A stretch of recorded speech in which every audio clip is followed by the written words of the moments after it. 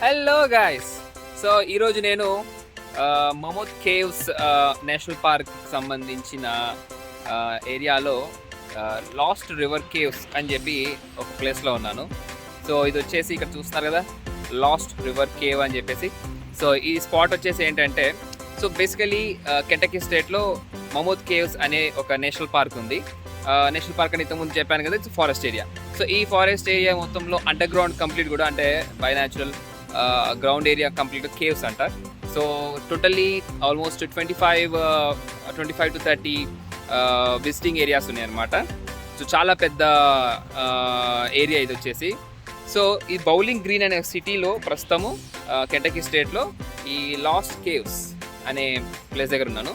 So ఈ last river కేవ్లో ఏంటంటే trip వచ్చేసి ఒక బోట్ ట్రిప్ ఉంటుంది.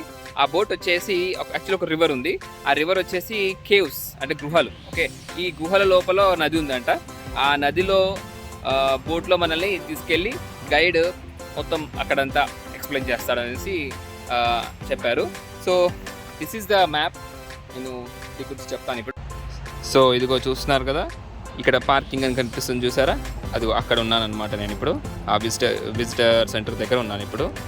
సో అక్కడ నుంచి ఇదిగోండి, టాప్ ట్రీ బ్రిడ్జ్ అని ఉంది కదా, బోట్ టూర్ స్టార్ట్స్ హియర్ అనే స్పాట్. అక్కడ నుంచి మనము boat ఎక్కుతాము.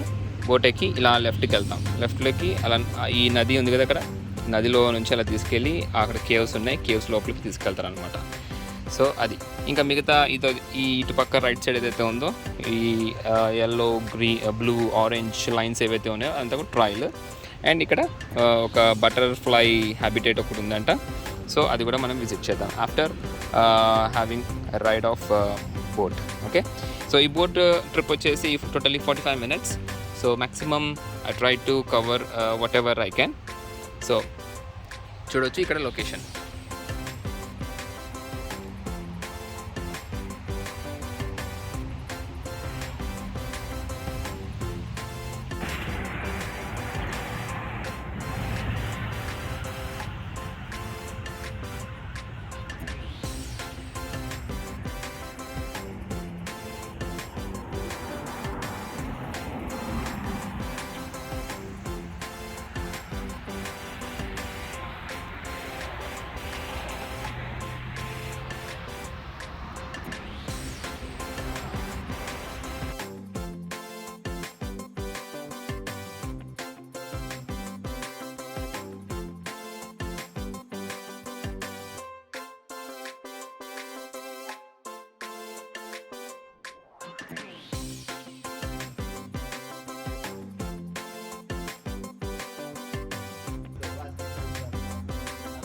I'm Gavin.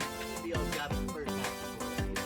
Once you get down to the cave, we do have a lot of people, so we're not all going to fit on the same boat. So if you're meeting KP down there, she's going to be the other guy who takes half you on one boat while I take the other half on the other, just so we don't all end up in big clown car situations. Tell you a little bit about what we're going to be talking about today and how our tour is going to go. I'm an environmental science and history student over at Western Kentucky University. Lived here in Bowling Green about 6 years now.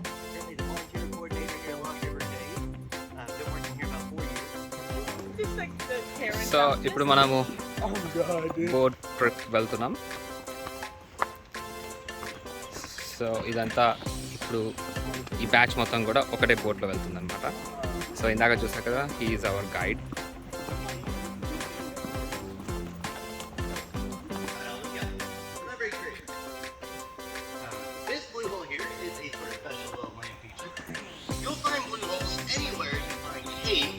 Blue holes are basically holes in a cave ceiling right next to the water tank.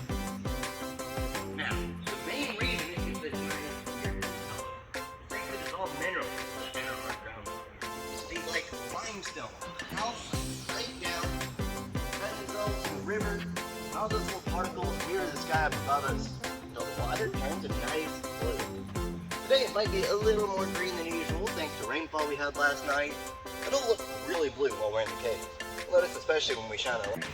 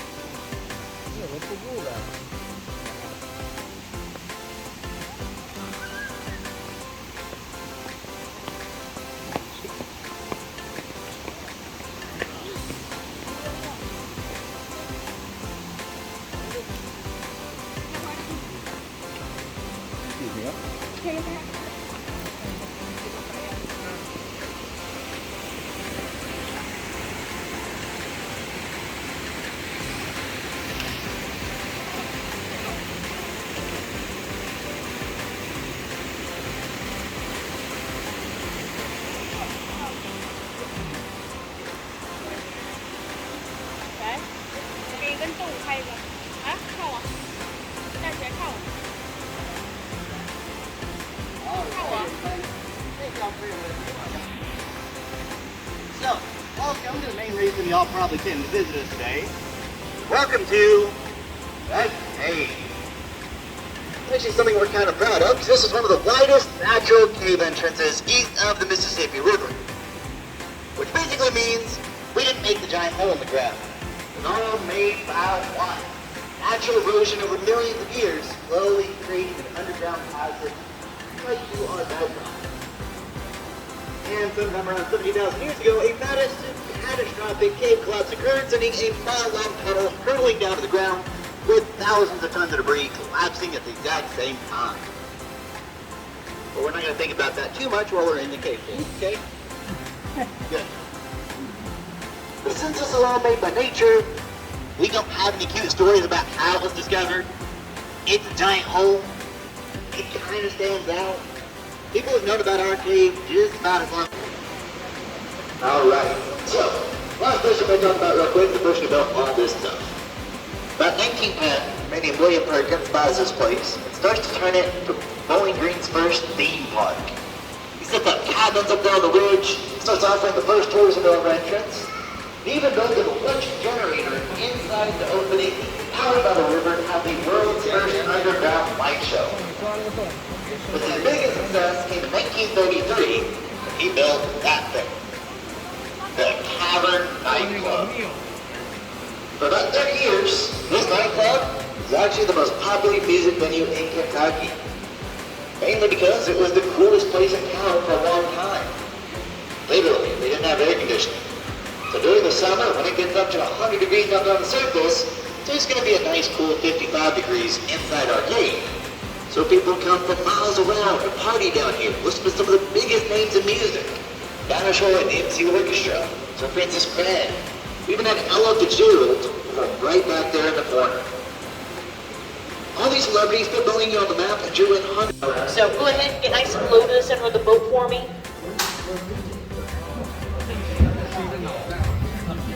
As low as you can go. This is only going to be about 15 minutes long. This is the whole tour. I hope you guys saw it. Almost there. You guys want to touch a rock today? This is about the only rock inside the cave that you're allowed to touch. There are no formations on that rock, so it's not going to the skin, or the oils on your skin are less likely to hurt it.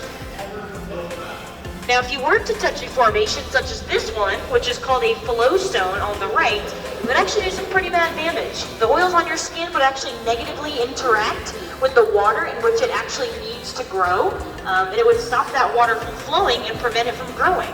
Because as water flows over this mineral, it'll actually expand the mineral for every 100 years that it flows. Now, this mineral within this flowstone is actually called calcite. So it's the same mineral that's going to make that blue hole retain that really pretty blue color that you guys saw. And within this calcite, within this main peanut butter brown color here, you're going to notice some smaller formations called rimstone dams.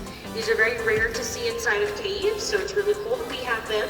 And they have these little tiny pools of water. And like I said, as water rushes along the mineral, it's going to expand it. So with this water just sitting in the middle, eventually it's going to harden and turn to these ball-like structures. So all those used to be rimstone dams as well. And then one final color you're going to notice is this black stain on the left-hand side over here. It's all the way to the ceiling and whirlpool around this center point here for thousands and thousands and thousands of years. So you can see where that water pressure literally made an indentation in the rock where it whirlpooled.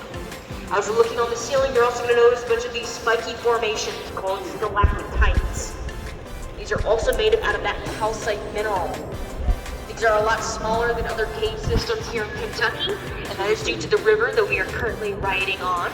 When we flood, the river is actually going to rise to the ceiling. That water pressure is going to smack these formations so hard over time, it's going to chip the very tip of them and give them a little bit of a haircut. Another reason why they're so small is their growth ratio. These formations only grow about 1 inch every 200 years. So even though they're small, they're still very, very old. One of the biggest stalactites that we actually have in our cave is right over here. It's a whopping 2.5 feet long. So make fun of him, he's sensitive. I know he's a lot smaller than other stalactites, but he is still around 5,000 years old. So that's still, you know, when the Civil War was going on, soldiers.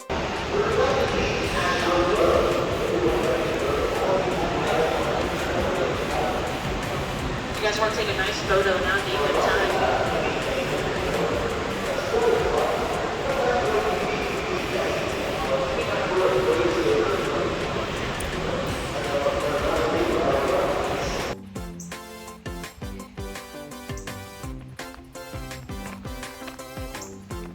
So ఇందాక చూసారు కదా, that's the last river cave.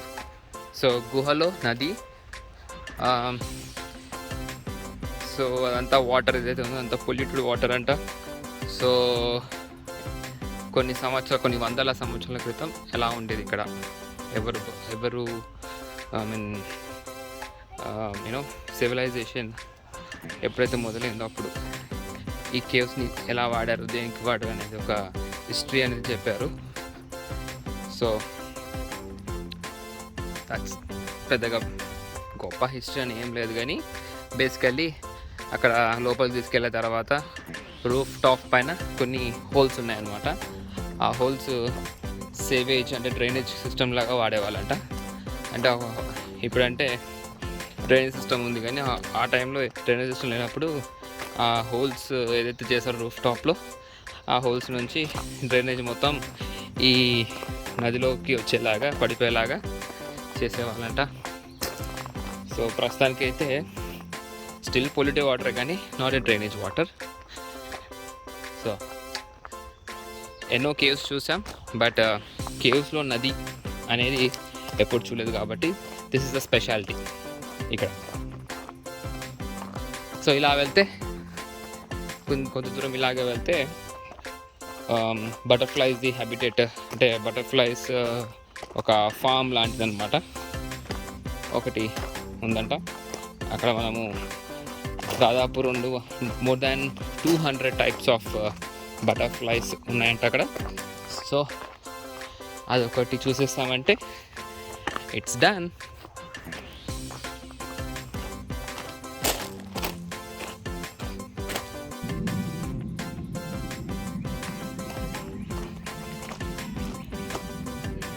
Butterfly గుడ్డు నుంచి butterfly వరకు ఎలా పెరిగిద్ది అనేది చిన్నప్పుడు నేర్చుకున్నదే ఇది.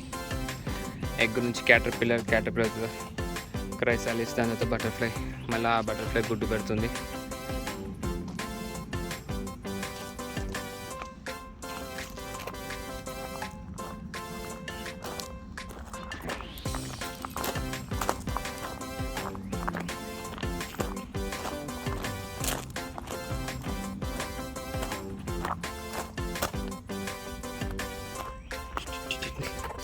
అక్కడికి వెళ్ళి చూద్దాం ఏముందో, ఎలా ఉందో.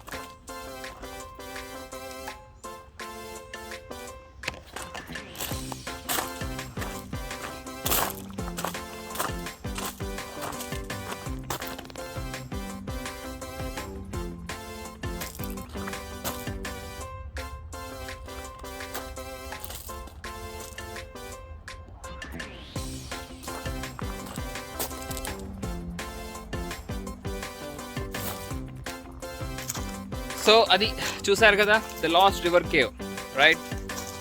ఇదండి ద లాస్ట్ రివర్ కేవ్ యొక్క ట్రిప్. ఇక్కడ ఏముంది అంటే ఇది అన్నిటికన్నా ద బెస్ట్ పార్ట్ ఆ రివర్, ఆ కేవ్లో ఫస్ట్ స్టార్టింగ్లో ఏదైతే వెళ్ళామో లోపలికి బోట్లో వెళ్తుండగా తలకి టచ్ అయ్యేలాగా ఆ రూఫ్ టాప్ ఏదైతే పైన రాయి చాలా కిందికి ఉందన్నమాట. సో అక్కడ మంచి మజా అనిపించింది. అండ్ లోపలికి వెళ్ళాక ద ఎండ్ పార్ట్ ఎక్కడైతే ఉందో అక్కడ సూపర్ అనిపించింది. సో కెమెరాలో అక్కడ చీకటిగా ఉంది కాబట్టి అంత బాగా క్లియర్గా రికార్డ్ అవ్వలేదు, బట్ డైరెక్ట్గా చూస్తే మాత్రం సూపర్గా ఉంది. So that's all about last river caves in Kentucky. See you in the next trip. See you in the next video. Bye.